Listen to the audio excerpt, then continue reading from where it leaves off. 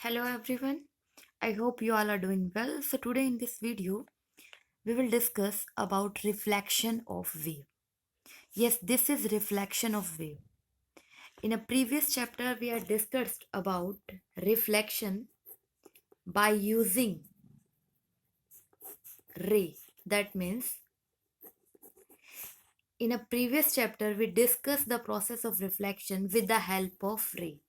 Generally, optics is divided into two categories. One is your ray optics, another is your wave optics. The branch of physics in which we consider light as a ray is known as your ray optics, and the branch of physics in which we consider light as a wave is known as wave optics. The simplest definition of reflection is bouncing back of light into the same medium. Back of light into the same medium. That means एक light जो है वो वापिस से reflect होके चली जाती है उसी मीडियम में जहां से वो आई थी. तो सबसे पहले हम वही केस डिस्कस कर रहे हैं रिफ्लेक्शन का जिसमें हमने कंसीडर किया है लाइट एज ए रे. So first of all consider a surface. This line doesn't represent the surface. जब तक आप इसकी इस तरीके से बाउंड्री पे पॉलिश नहीं करेंगे, ये जो इस तरीके से आप लाइंस ड्रॉ करते हैं, दिस रिप्रेजेंट कि ये जो सेक्शन है ये ब्लॉक है, लाइट यहाँ पे ट्रेवल नहीं करेगी. रिफ्लेक्शन के प्रोसेस के अंदर बेटा क्या होता है, कोई भी लाइट हम कह रहे हैं this is our incident ray which make some angle with a normal. अब मैंने यहाँ नॉर्मल तो बोल दिया लेकिन मैंने नॉर्मल लाइन अभी ड्रॉ नहीं किया. Let's see. Normal is always perpendicular to the surface. तो इस सरफेस के परपेंडिकुलर हमेशा क्या होती है, जो भी सरफेस आपने लिया, जैसे मैंने यहाँ पे ये सरफेस लिया, इसके परपेंडिकुलर जो लाइन है this is your normal line. And the angle which makes angle I with the normal line, मतलब कि जो इंसिडेंट रे नॉर्मल लाइन के साथ जो एंगल बनाती है वो आपका एंगल ऑफ इंसिडेंस होता है. Now according to the definition, bouncing back of light into the same medium is reflection. तो बेसिकली क्या होगा, यहाँ पे आपकी लाइट वापस उसी मीडियम में क्या कर जाएगी, रिफ्लेक्ट कर जाएगी. हाँ जी, रिफ्लेक्ट करेगी. This is your reflected ray and this is your incident ray. अब देखिए जितना एंगल ये इंसिडेंट रे क्रिएट करती है नॉर्मल लाइन के साथ, उतना ही एंगल रिफ्लेक्टेड लाइट का होना चाहिए नॉर्मल लाइन के साथ. ये आपका रिफ्लेक्शन का बहुत ही बेसिक रूल है that angle i must be equal to angle r, और ऐसा होता ही है. Now move on to your topic. We are discussing about reflection of wave. अब हम जब रिफ्लेक्शन के प्रोसेस को बाय यूजिंग वेव प्रूव करने वाले हैं, तो स्टिल अगर हम ये result angle i is equal to angle r prove कर दें तो हम जस्टिफाई कर देंगे कि वेव भी रिफ्लेक्शन के प्रोसेस को क्रिएट कर सकती है. Before discussing about reflection of wave, we must be familiar with the concept of wave front and Huygens principle. Basically Huygens principle और वेव फ्रंट ये दोनों ही आपके यूज होने वाले हैं रिफ्लेक्शन ऑफ वेव को प्रूव करते हुए. देखिए बेसिकली वेव फ्रंट क्या होता है. वेव फ्रंट से फैमिलियर होने से पहले आप इसके फ्रंट नेम पे जाइए. Divide this name into two parts, wave and front. So firstly simply what do you mean by wave. Disturbance in a medium is called wave. मतलब किसी भी मीडियम में जो डिस्टर्बेंस प्रोड्यूस होती है उसी को हम क्या बोलते हैं, wave. Now what do you mean by wave front. Wave front क्या होता है. In a simple language we can define wave front is a shape of the wave, और you can say the front part of wave.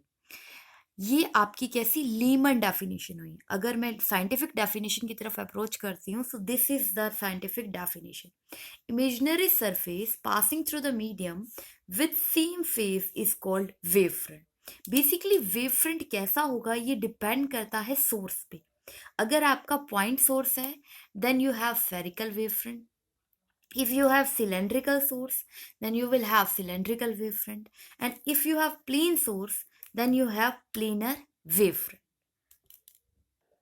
हाँ जी, next we are discussing about Huygens principal.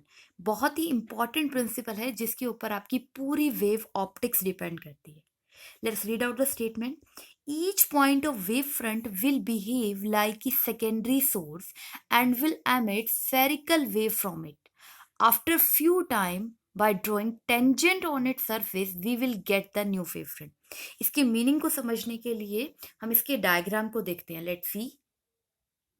हाँ जी बेटा, देखिए सबसे पहले हम यहाँ पे एक लाइट सोर्स क्या कर रहे हैं, एज्यूम कर रहे हैं कि हमारे पास एक लाइट सोर्स है.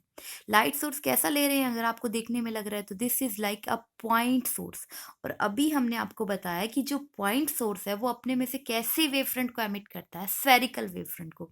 तो मान लीजिए आपका लाइट सोर्स है, इसने एक स्फेरिकल वेवफ्रंट को एमिट किया.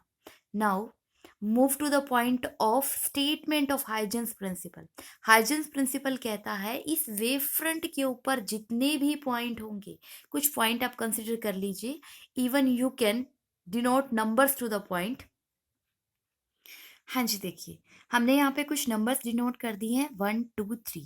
ऐसा नहीं है कि इन बिटवीन यहाँ कोई पॉइंट्स नहीं है. इस कंप्लीट स्फेरिकल वेव फ्रंट के ऊपर सभी पॉइंट्स के बारे में डिस्कस करेंगे हम. सिर्फ इस प्रोसेस को समझने के लिए हमने कुछ पॉइंट्स को यहाँ पे रिप्रेजेंट कर दिया है.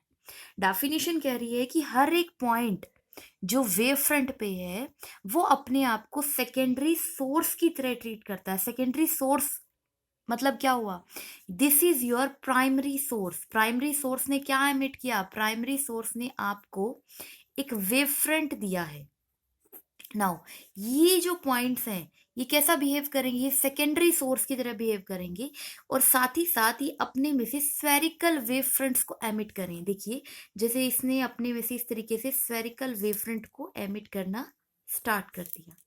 नाउ डेफिनेशन ने क्या आपको बताया कि जब आप इन स्फेरिकल वेवफ्रंट जो भी आपने यहाँ पे ड्रॉ किए हैं इनके ऊपर क्या ड्रॉ कर दें, टेंजेंट ड्रॉ करें. आप इन सभी के ऊपर इस तरीके से टेंजेंट ड्रॉ करिए तो आपके पास एक नया वेव फ्रंट आ जाएगा और वेव फ्रंट सेम होगा जो वेव फ्रंट आपके प्राइमरी सोर्स ने प्रोड्यूस किया था. हाइजेंस प्रिंसिपल की स्टेटमेंट थी that each point of wave front, जैसे यहाँ पे हमने कुछ पॉइंट्स कंसिडर किए हैं, will behave like a secondary source and will emit spherical wave from it. After few time by drawing tangent on its surface we will get a new wave front. हाँ जी, is it clear to everyone? Now let's see कि क्या ये propagation सिर्फ positive direction में ही possible है. जब primary source एक लाइट का सोर्स है वो पॉजिटिव के साथ नेगेटिव डायरेक्शन में भी तो क्या करेगा, स्फेरिकल वेव फ्रंट एमिट करेगा. बैकवर्ड डायरेक्शन में क्यों नहीं है, लेट्स सी. तो यहाँ पे एक बहुत इंपॉर्टेंट रूल आता है which is your Kirchhoff's rule.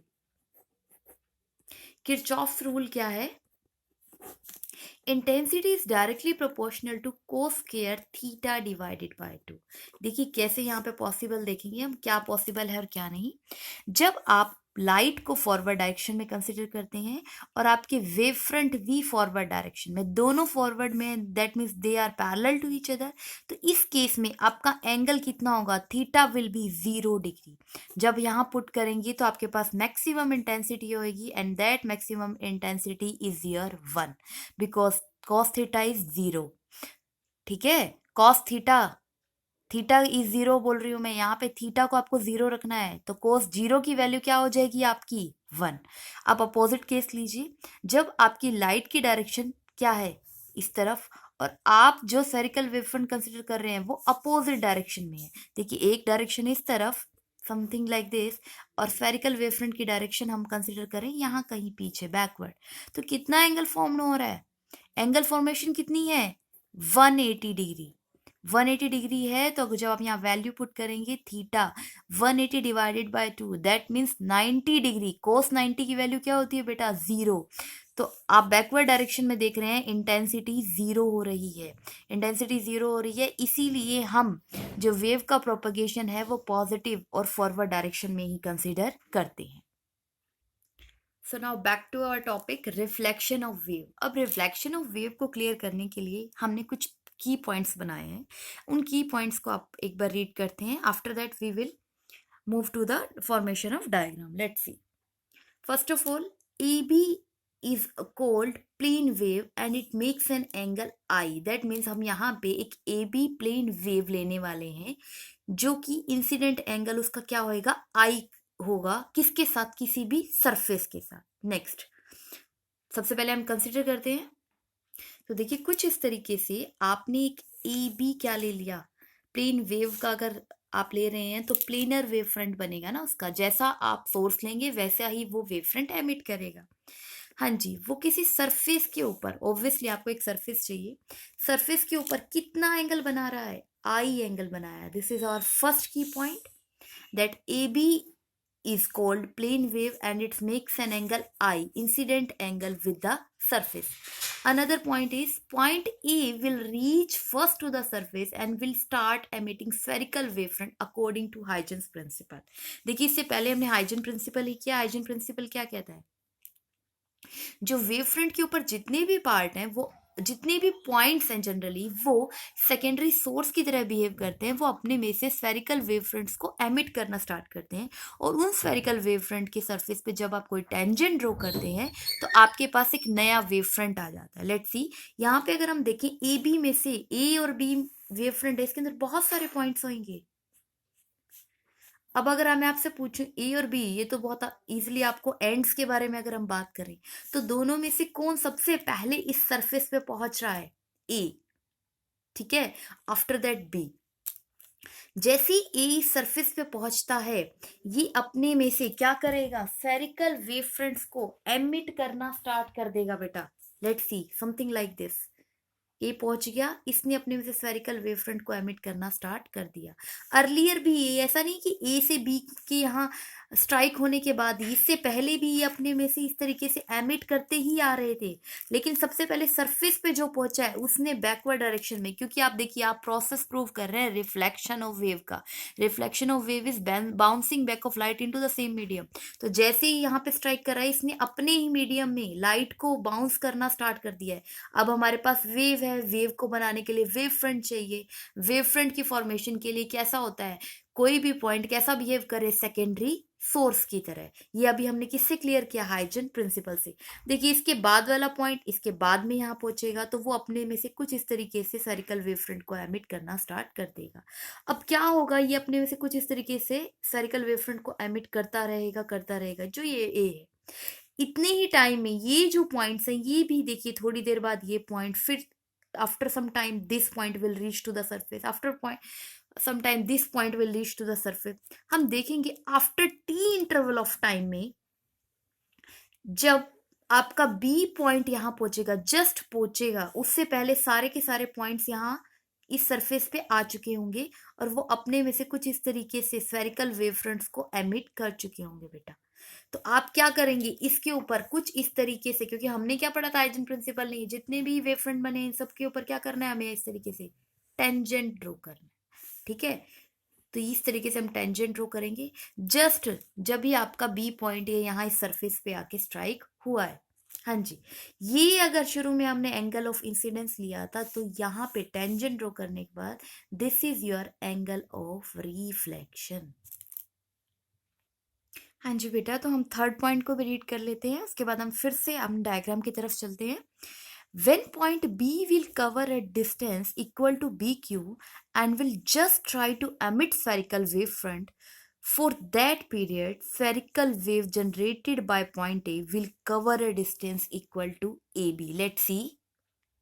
Means जिस टाइम में ये जो आपका ए बी आपने स्टार्टिंग में प्लेन वेव का वेव फ्रंट लिया था, जब ये बी पॉइंट आपका यहाँ क्यू पर आता है, इतने ही टाइम में आपका ए पी पर पहुंच चुका है। हाँ जी, ये जनरली जो आप देख रहे हैं कुछ किस तरीके की ज्योमेट्री बन रही है, हम यहाँ पे दिखा रहे हैं कि देखिए ये बैकवर्ड डायरेक्शन में आपके क्या हो, स्फेरिकल वेव फ्रंट एमिट हुए थे, जितने में ये बी पॉइंट कहाँ तक पहुंचा? क्यू तक। This is your angle of incidence and this is your angle of reflection. अगर आप ट्रिग्नोमेट्री की हेल्प से, ज्योमेट्रिक फॉर्मेशन से एंगल आई को एंगल आर के इक्वल प्रूव करते हैं, that means we are going to prove that point कि रिफ्लेक्शन किसकी वजह से प्रूव हो रहा है यहाँ, वेव की वजह से। मतलब हमने लाइट को एज ए वेव कंसिडर किया और उससे हमने रिफ्लेक्शन को प्रूव कर दिया, जो कि फिनोमिना किसका था, रे ऑप्टिक्स का। हाँ जी बेटा, अब हम ये जो डिस्टेंसेस हैं ए से पी एंड बी से क्यू को भी कैलकुलेट कर सकते हैं bye simple. we can use the formula of speed is distance upon time, so distance will be speed into time। so basically distance किसके इक्वल हो जाएगा, हमने मीडियम तो चेंज किया नहीं है, एक सिंगल मीडियम लिया है। मान लीजिए उस मीडियम में जो भी ये वेव एमिट हो रही है, वेव फ्रंट से जो सारिकल वेव फ्रंट एमिट हो रही है, सेकेंडरी सोर्स की तरह ट्रीट हो रहे हैं, वो किस वेलोसिटी से मूव कर रहे हैं, वी वेलोसिटी से। और किस टाइम के बारे में बात कर रहे हैं हम, टी। देखिए जिस टाइम में बी क्यू पे पहुंचता है उतने ही टाइम में ए पी पे पहुंचता है। मीन्स जितने टाइम में बी क्यू पे पहुंचता है उतनी टाइम में ए पी पे पहुंचता है। तो ये दोनों ही डिस्टेंसेस क्या है, equal. This will equal to v t. हाँ जी, बहुत ही सिंपल सी ट्रिग्नोमेट्री यूज करके हम इसे प्रूव करने वाले हैं। जैसे कि आपने पढ़ा ही है, अगर according to side angle side का कॉन्सेप्ट लगाएं, हमारे पास अगर ऐसा हो जाए कि कुछ साइड कॉमन हो जाए और कुछ एंगल कॉमन हो जाए, तो हम क्या कह सकते हैं कि एंगल आई एंगल आर के इक्वल हो जाएगा।